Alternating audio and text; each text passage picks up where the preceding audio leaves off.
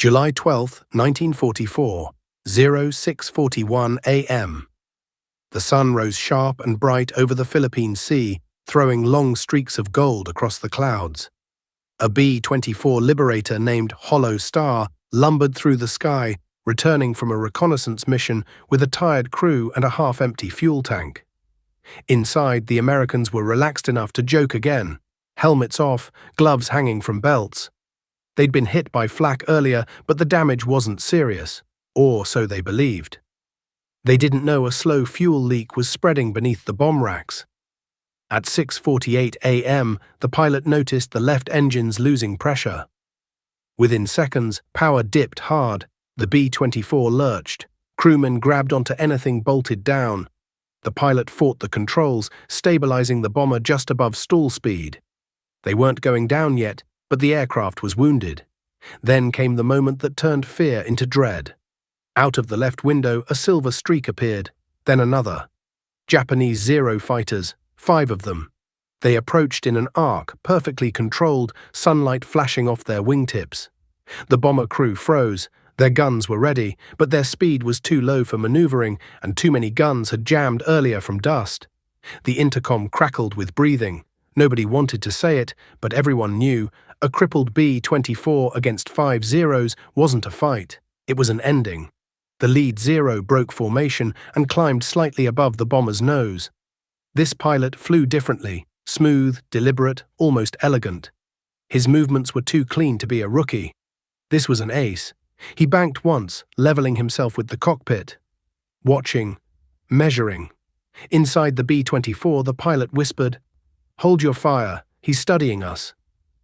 The Zero drifted closer, closing to a distance so near the Americans could see the pilot's scarf, the shape of his goggles, the calm in his posture.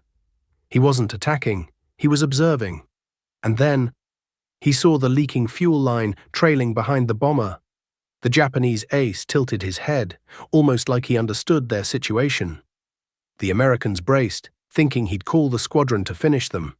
Instead, something impossible happened. The ace dipped his wing in a slow, graceful gesture, then slid beneath the bomber's belly as if searching for more damage. The crew held their breath. They didn't know it yet, but this ace was about to make a decision no one in his squadron could have predicted. 6:58 a.m. The bomber shook again, dropping altitude uncontrollably before the pilot caught it. Fuel pressure warnings screamed across the control panel. The engineer shouted over the intercom, "Left engines are starving. We can't maintain altitude." The B-24 was becoming a falling brick. The Japanese ace reappeared on the right side this time, closer than before. He wasn't firing, he wasn't signaling his squadron. He wasn't pulling away. He was watching. Then he saw something the Americans didn't. A thin mist of fuel trailing directly toward their hot exhaust. One spark away from turning the entire bomber into a fireball. The ace banked sharply, flying ahead of the bomber, positioning himself between the B-24 and the rest of his squadron. A strange, unheard-of protective stance. The Zero pilots behind him hesitated. They expected an easy kill. But their leader was blocking the attack path. Inside the bomber, the crew exchanged confused looks. The tail gunner whispered, "Is he stopping them?"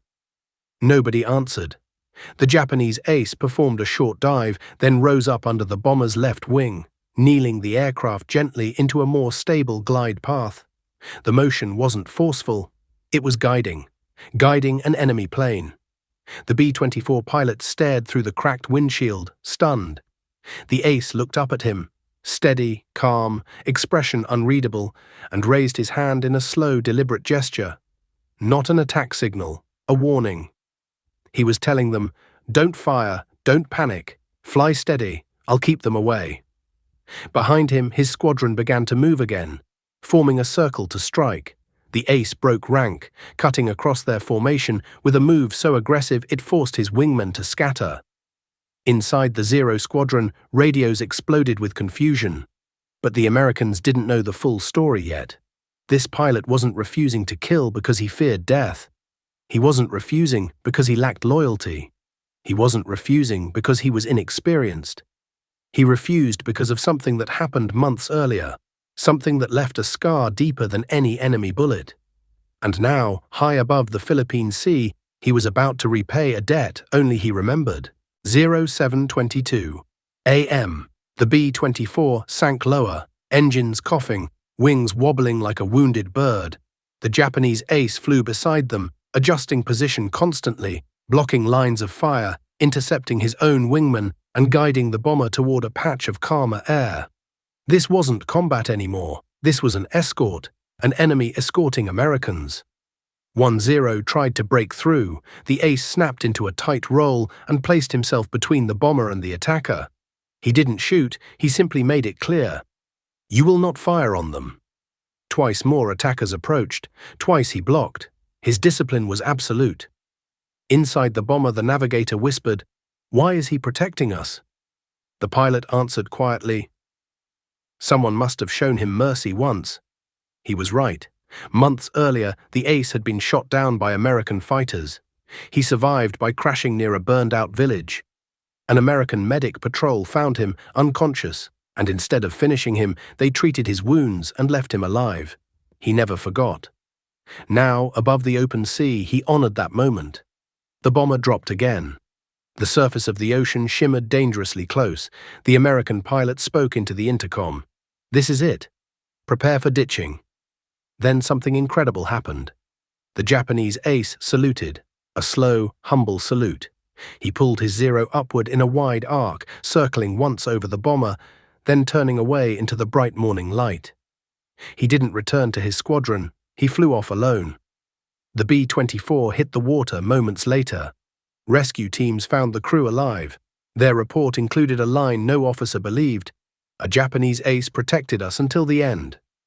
For decades, the story stayed buried, but when the ace's diary was found years later, one sentence matched the Americans' report exactly: "Mercy must be repaid, even in war."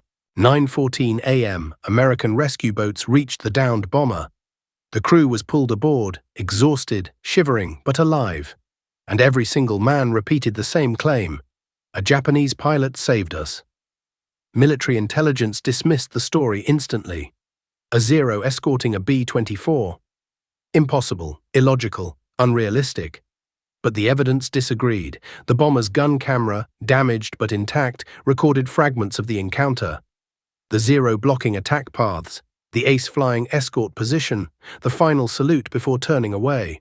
The footage was archived, then quietly classified. The American pilot carried the memory for life. So did the Japanese ace, whose diary revealed the truth decades later. War teaches many to kill, but once an American chose not to. Today I returned his mercy. Two enemies connected by a choice neither was required to make, but both understood deeply. A choice older men often say is the only part of war worth remembering. If stories like this matter to you, and if you want forgotten moments of humanity in war to stay alive, consider subscribing or leaving a small comment. If you wish to donate or support this historical work, connect on Instagram.